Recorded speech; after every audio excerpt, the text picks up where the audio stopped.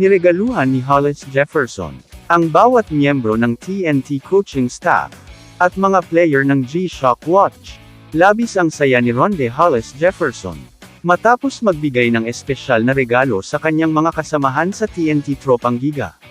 Pagkatapos ng kanilang huling laro ngayong taon, ibinigay ni RHJ ang mga G-Shock na relo sa bawat isa sa coaching staff at mga player.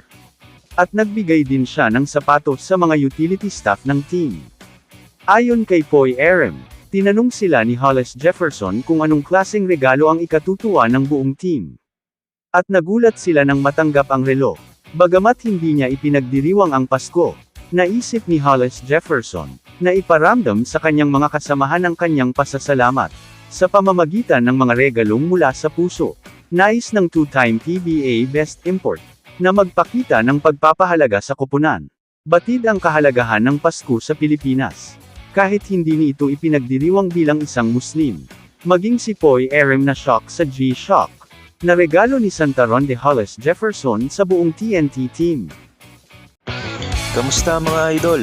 Sports Zone PH para sa sports news and update. Kung bago ka pa lamang dito sa channel ko, pindutin mo na ang subscribe button at notification bell para lagi kang update sa mga sports news.